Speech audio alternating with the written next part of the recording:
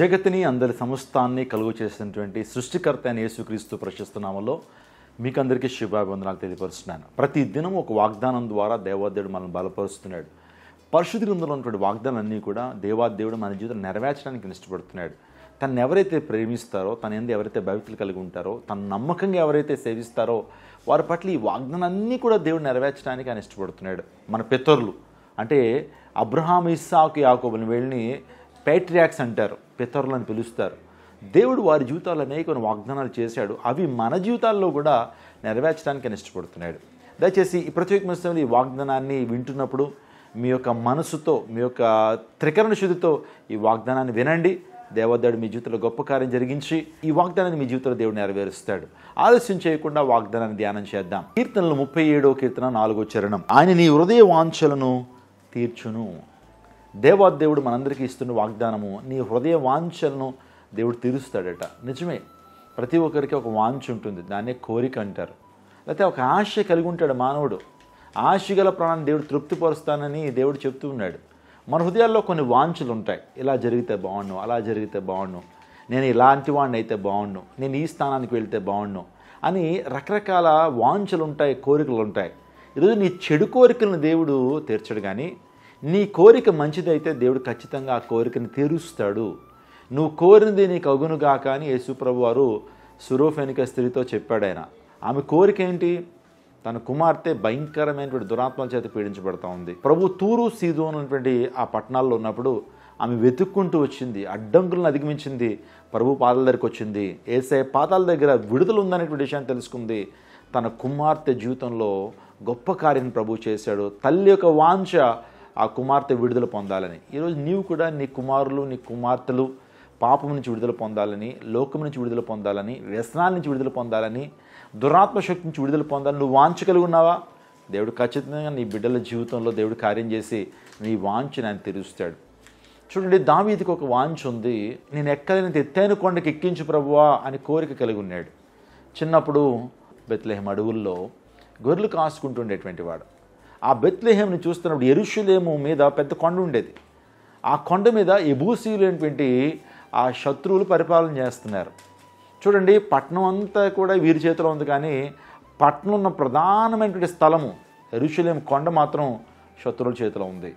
నిజంగా ఇతని కోరిక ఏంటంటే, ప్రభు నువ్వు నన్ను రాజుగా చేస్తే నేను ఆ యెరూషలేము కొండ మీద ఉన్నటువంటి యెబూసీయుని జయించి అక్కడ సింహాసనాన్ని స్థాపిస్తానయ్యా, నీ నామాన్ని మహింపరుస్తానయ్యా, నీకు నిత్యము కూడా నైవేద్య బలులు సమర్పిస్తానయ్యా, నీకు నిత్యము కూడా ఆరాధన సమర్పిస్తానయ్యా, నీ నామాన్ని మహింపరుస్తానయ్యా అని ప్రభు సన్నిధిలో ఎంతగానో గోజాడినటువంటి ఆ దావీదు యొక్క కోరిక దేవుడు తీర్చాడండి. తన హృదయ వాంఛను దేవుడు తీర్చి ఒకరోజు ఆ సింహాసనాన్ని తాను పొందుకోవడానికి దేవుడు కృప చూపించాడు. నిజంగా గొర్రెల కాపరి గొప్ప రాజుగా మార్చబడ్డాడు. గొర్రెల కాపరి 40 సంవత్సరాలు ఇజ్రాయెల్ దేశాన్ని పరిపాలించేటువంటి గొప్ప చక్రవర్తిగా మారాడనంటే దేవుడు హృదయ కోరికలని, హృదయ వాంఛను తీరుస్తాడు.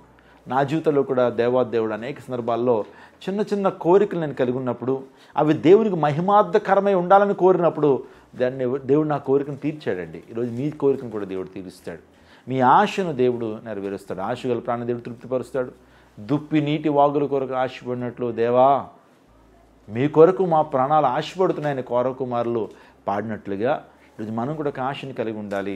ఆ ఆశని దేవుడు నెరవేరుస్తాడు. ఈరోజు ఏ ఆశతో అయితే ఈ వాగ్దానం చూస్తున్నావో, ఏ ఆశతో అయితే నువ్వు ప్రార్థన చేస్తున్నావు, ఏ హృదయ వాంఛ అయితే నీకుందో ఆ హృదయ వాంఛను దేవుడు తీర్చబోతున్నాడు.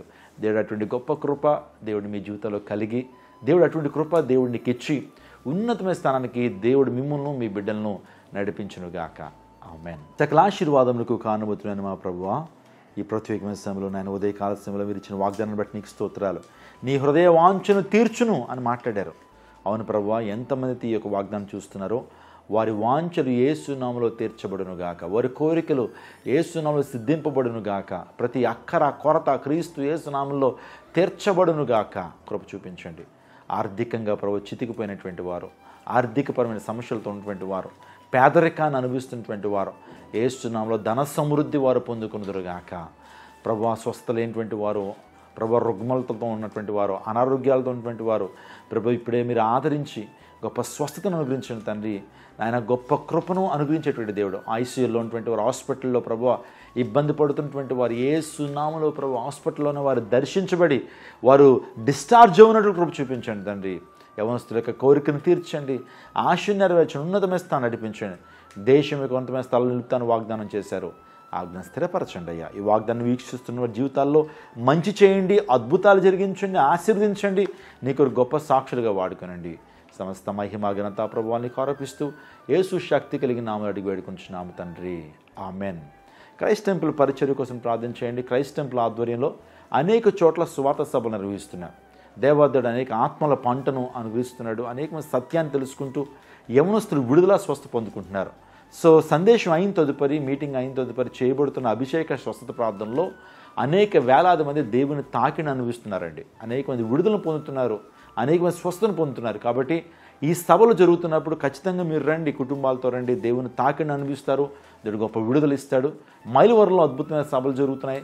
సో ఇది ఆఖరి దినం కాబట్టి మీరు వచ్చి దీవెన పొందాల్సిందిగా ప్రభు పేట మీకు మనం చేస్తున్నాను. God bless you, God bless our India, God bless your families. సర్వశక్తుడైన యేసుక్రీస్తు ప్రశస్త నామములో మీకందరికీ శుభాభివందనాలు తెలియపరుస్తున్నాను.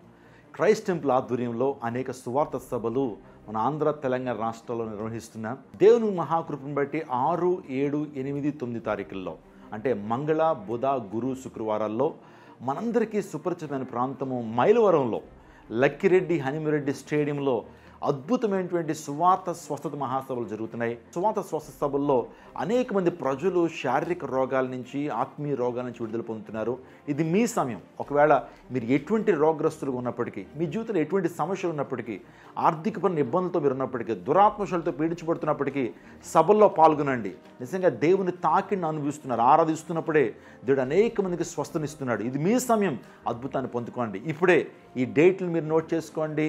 6, 7, 8, 9 తారీఖులో మైలవరం ప్రధానమైనటువంటి స్థలంలో స్టేడియంలో జరుగుతున్న సభల కోసం మీరందరూ కూడా తరలిరండి, కుటుంబాలతో రండి, దైవ దీవెనలు పొందుకుందాం. ఈ సభల్లో తెరలపై దృశ్యాలు చూపిస్తూ యేసుక్రీస్తు ప్రభు దైవత్వాన్ని శాస్త్రీయ రుజువులతో, చారిత్రాత్మక ఆధారాలతో నిజంగా మునుపెప్పుడు లేనటువంటి విధానంలో దేవుని వాక్యాన్ని అందిస్తున్నాం. కాబట్టి తప్పనిసరిగా రండి.